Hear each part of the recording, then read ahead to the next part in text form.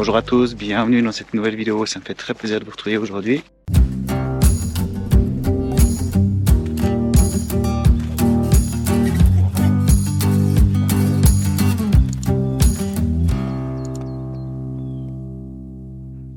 Désolé pour le retard, j'avais prévu de faire une vidéo comment je procède pour l'installation de pièges photo, l'installation de mon affût pour photographier les renards d'eau. Malheureusement, je suis dans une région où la chasse est très présente.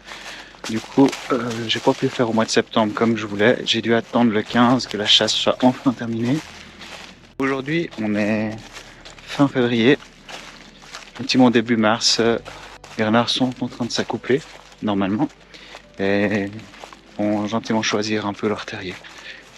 Donc dans la zone où je suis, j'ai plusieurs endroits où je sais qu'il y a des terriers de renards. Donc on va aller poser des pièges pour voir ce qu'il y a. Malheureusement, je crois qu'ils sont en train de couper du bois encore, donc j'espère que rien ne sera dérangé. Allez, je vous laisse et on y va.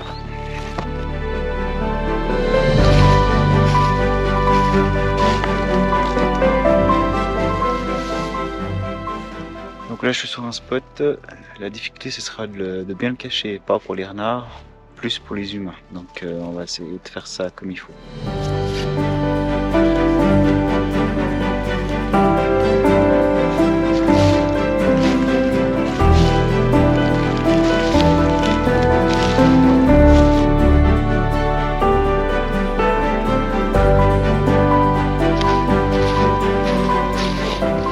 Ce que je voulais rajouter, c'est que j'utilise maintenant depuis 2 ans des pièges photo GSM, comme ça j'ai directement, c'est des photos, j'ai pas besoin de vidéo, mais au moins je sais s'il y a du renard qui vient, et puis je sais surtout quand il y a les petits qui sortent, et ça me donne une indication surtout quand je dois pas venir, pour pas déranger la mère ou un autre qui pourrait nourrir les petits. Donc voilà, ça c'est peut-être un atout d'avoir un piège photo GSM. Ces pièges coûtent assez cher, mais ils valent vraiment la peine, je trouve.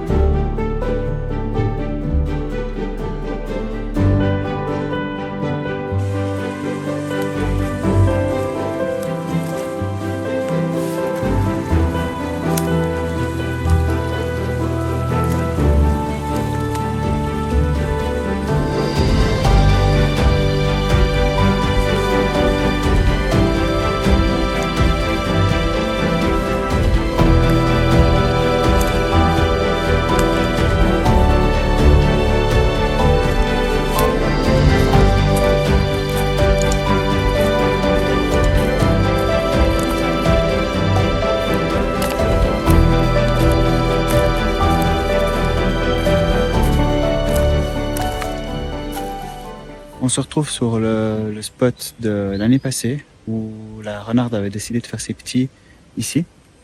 Juste là, on peut voir. Et je vous mets une vidéo que j'avais capturée l'année passée avec mon piège photo.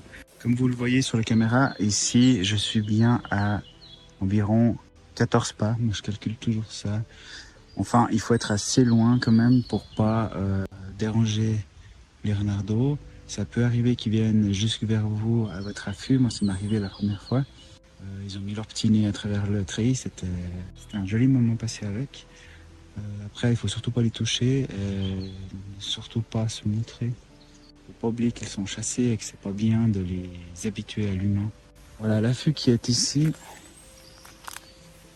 Au printemps, quand j'avais décidé de le construire ici, on était bien mis à l'intérieur pour observer le terrier qui est là-bas. Ça aurait été génial pour faire des photos parce que bon là il y a de la fougère qui a poussé en plus, donc ça il faudra peut-être que je coupe un peu, mais je laisserai comme ça parce que je retourne pas sur le lieu où il y a les petits pour éviter de les déranger. Donc ça c'était mon affût un peu précaire. J'ai pas mis de filet tout de suite pour pas que des gens se posent des questions. Qu'est-ce que c'est une cabane? Surtout pas me le faire voler. Le piège photo était aussi bien mis là-bas, pas mal camouflé. Ici, à part des gens qui viennent chercher des morilles, il n'y a pas grand monde qui se promène dans cette forêt. J'ai coupé, comme vous voyez, un petit peu les arbres pour avoir vraiment une belle ambiance. Mais ça, il faut le faire le minimum aussi. Et puis, si vous avez d'autres branches, ça fait toujours une petite ambiance pour vos photos de renardeau. Quelques petites astuces quand vous avez trouvé le terrier, qu'il y a des renardeaux, vous avez construit votre affût. Créez déjà un peu votre sentier par où vous allez passer. Enlevez un peu les branches qui vous gênent.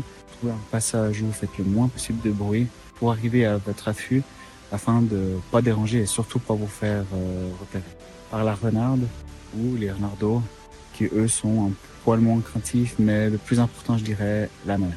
Et maintenant je vous emmène avec moi, on va aller observer ces renardeaux dans ma tente d'affût.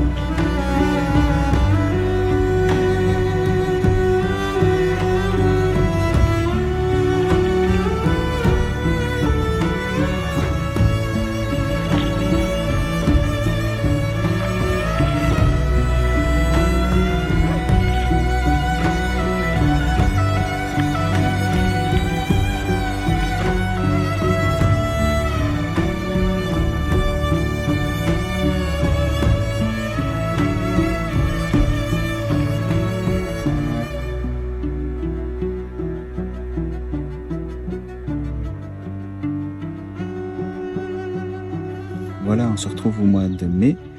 Aujourd'hui, j'ai la chance de pouvoir observer 4 petits renardeaux qui sont sortis mi-avril. Et on va pouvoir observer ça grâce à Sigma, qui m'a encore prêté le Sigma 500 mm f4. Par contre, c'est une monture Canon. J'ai dû mettre une bague d'adaptation Sigma de Canon à monture Sony. Pour ce que j'ai testé jusqu'à présent, je suis ravi de cet objectif et je pense que je vais investir dans cet objectif parce que ça m'apporte une qualité bien supérieure à mon 200-600 que j'avais jusqu'à présent. Ça fait 3 ans que j'ai mon 200-600 et c'est le moment d'évoluer dans la photo.